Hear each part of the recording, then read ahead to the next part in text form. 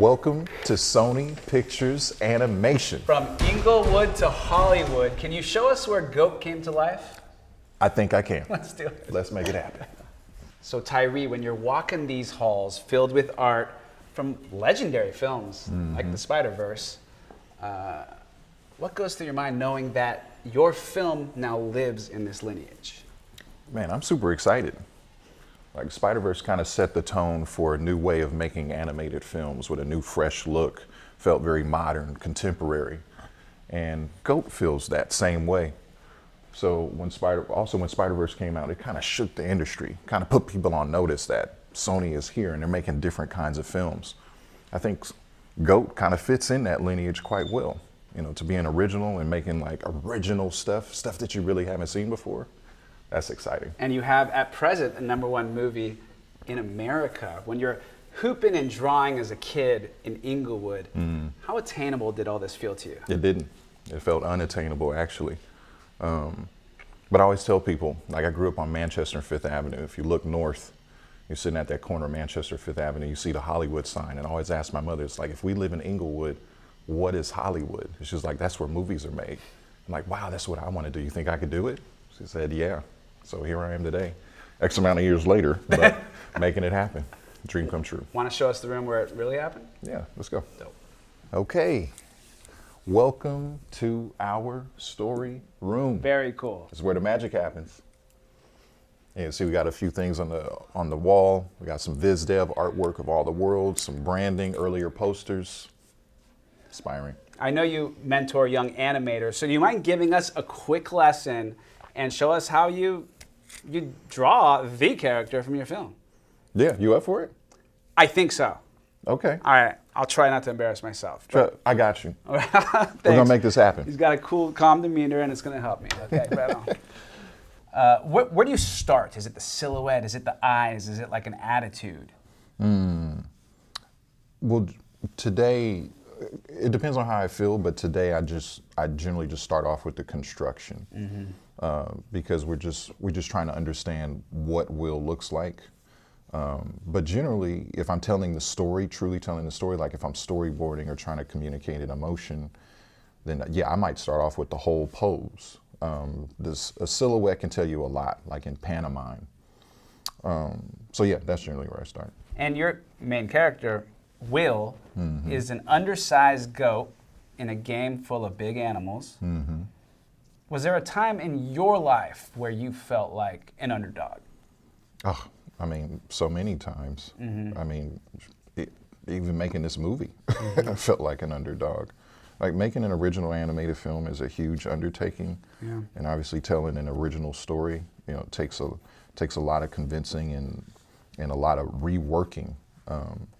So in itself, it was a challenge just to get it to this point. I've been working on this movie for 7.5 years, and here we are 7.5 years making it later, but I literally had to persevere to get through that. Where does Inglewood and your own lived experience live within your film?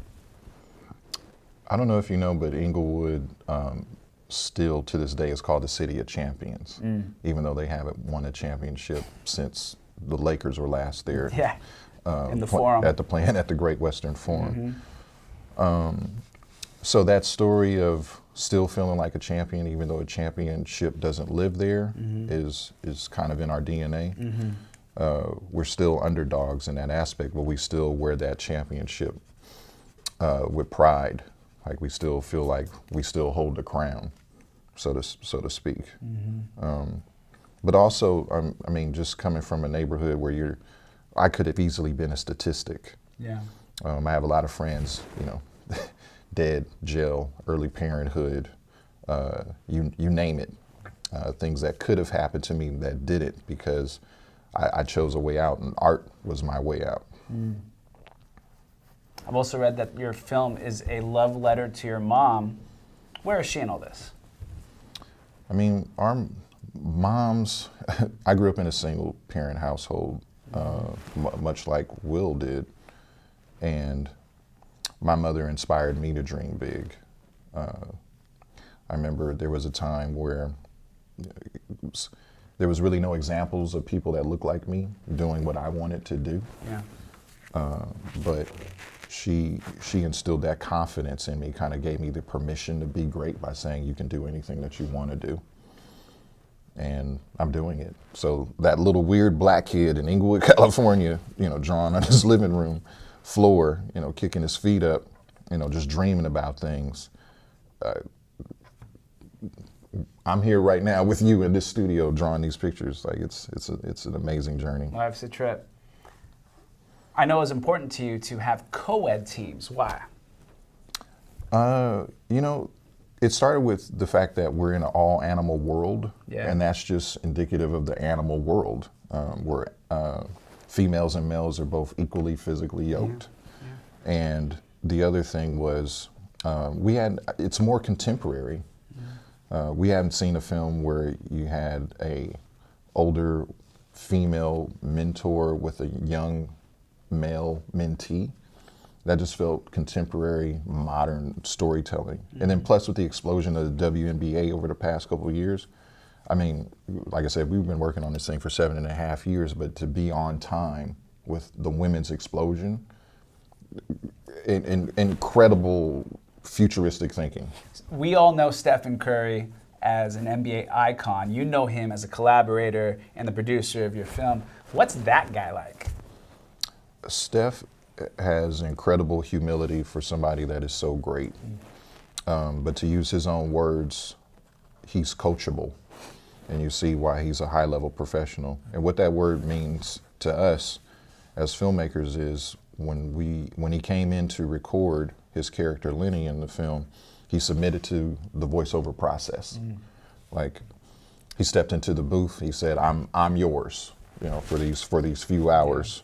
And not only a few hours, he actually put in overtime. He put in the real work. And he allowed us to do things with his voice that I don't think he himself knew he was capable of. But yeah, as a collaborator, he's amazing. I mean, he's going to tell you what he likes and what he doesn't like. And we respect his opinion. Obviously, he gave us incredible insight to the game of basketball, and insider's view, so to speak, kind of peek behind the curtain about the details of the game.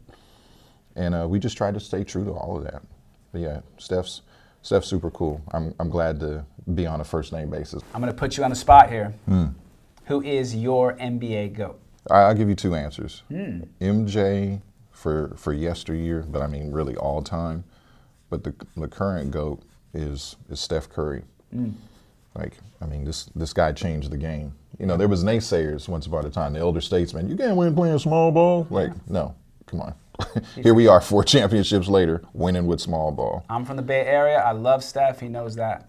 But you gave the wrong answer, man. Come on, you're from Inglewood. Magic Johnson is the only logical answer. Hey, you got your GOAT, I got mine. Right, that's fair. That's how this conversation should go, right? Exactly. All right, should we do the reveal? Like, I'm a little nervous. Well, can I put some more finishing touches on it real quick? Yeah, you can. Trust me, I'll knock this out really quick. All right, the moment of truth. Should we unveil your work of art and my work? It's all art. Right on. Let's do it.